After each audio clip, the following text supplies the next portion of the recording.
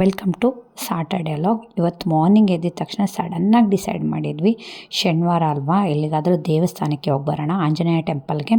ಒಳ್ಳೇದಾಗಲಿ, ಯಾಕಂದರೆ ಹರ್ಷಗೆ ಯೂಶ್ವಲಿ ಹುಷಾರಿರಲಿಲ್ಲ, ಅವನಿಗೆ ಹುಷಾರಿಲ್ಲ ಅಂತ ಹೇಳಿನೇ ನಾನು ಲೀವ್ ತೊಗೊಂಡಿರೋದು. ಬಟ್ ನನಗೆ ಯಾಕೋ ಅನ್ನಿಸ್ತಿತ್ತು, ತುಂಬ ದಿವಸದಿಂದ ಆಂಜನೇಯ ಟೆಂಪಲ್ಗೆ ಹೋಗಿರಲಿಲ್ಲ ನಾವು. ಹೋಗಿ ದರ್ಶನ ಮಾಡಿಕೊಂಡು ಬಂದರೆ ನಮಗೂ ಪಾಸಿಟಿವಿಟಿ ಇರುತ್ತೆ ಅಂಥೇಳಿ. ತುಂಬ ದೊಡ್ಡದಾಗಿತ್ತು ಟೆಂಪಲ್, ಮಾತ್ರ ನೋಡೋಕ್ಕೆ ಒಂಥರ ಪೀಸ್ಫುಲ್ಲು, ಒಂಥರ ಖುಷಿ ಅನ್ನಿಸ್ತಿತ್ತು ನನಗೆ. ಚೆನ್ನಾಗಾಯಿತು. ಇವತ್ತು ಮನೇಲಿದ್ರೂ ಸುಮ್ಮನೆ ಟೈಮ್ ವೇಸ್ಟ್ ಆಗೋದ, ಇಲ್ಲಿಗೆ ಬಂದಿದ್ದಕ್ಕೆ ಇನ್ನೂ ಪೀಸ್ಫುಲ್ಲಾಗಿರುತ್ತೆ ಅಂಥೇಳಿ ಬಂದು ದರ್ಶನ ಎಲ್ಲ ಮಾಡ್ಕೊಂಡ್ವಿ. ನಾವು ಹೋಗಿರೋ ಒಂದು ಹಾಫ್ ಆನ್ ಅವರಲ್ಲಿ ಮಹಾಮಂಗಳಾರತಿನೂ ಸಹ ಆಯಿತು.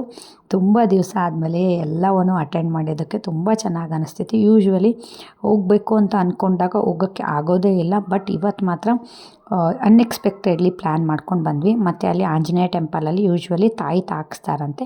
ನಾನು ಫಸ್ಟೆಲ್ಲ ನಂಬ್ತಿರ್ಲಿಲ್ಲ, ಈ ಥರ ಮಕ್ಕಳಿಗೆ ತಾಯಿ ಯಾಕೆ ಹಾಕಿಸ್ತಾರೆ, ಎಲ್ಲ ಇವಾಗೆಲ್ಲ ಡಾಕ್ಟರ್ಸ್ ಎಲ್ಲ ಇದ್ದಾರೆ, ತುಂಬ ಮೆಡಿಸಿನ್ಸು ಇದೆ ಅಂತ. ಬಟ್ ಮಕ್ಕಳಾದಮೇಲೆ ನಿಮಗೆ ಅರ್ಥ ಆಗುತ್ತೆ, ಅದು ಒಂಥರ ನಿಮಗೆ ಮನಸ್ಸಿಗೆ ಸಮಾಧಾನ ಕೊಡುತ್ತೆ ಅಂಥೇಳಿ. ಅಲ್ಲಿಂದ ಪ್ರಸಾದ ಎಲ್ಲ ತೊಗೊಂಡು, ಇನ್ನೂ ಬ್ರೇಕ್ಫಾಸ್ಟ್ ಮಾಡಿರಲಿಲ್ಲ ನಾವು, ಅದಕ್ಕೆ ಬ್ರೇಕ್ಫಾಸ್ಟ್ ಮಾಡೋಣ ಅಂಥೇಳಿ ನಾವು ಯೂಶ್ವಲಿ ಹೋಗಿರೋದು ಭಾಗ್ಯಸಾಗರಿಗೆ. ಅಲ್ಲಿ ಬ್ರೇಕ್ಫಾಸ್ಟ್ ತುಂಬಾ ಚೆನ್ನಾಗಿರುತ್ತೆ. ನಮ್ಮ ಹಸ್ಬೆಂಡು ದಹಿ ವಡೆ ತೊಗೊಂಡಿದ್ರಿ, ನಂದು ಯೂಶ್ವಲ್ ಆರ್ಡರು ಮಸಾಲೆ ದೋಸೆ.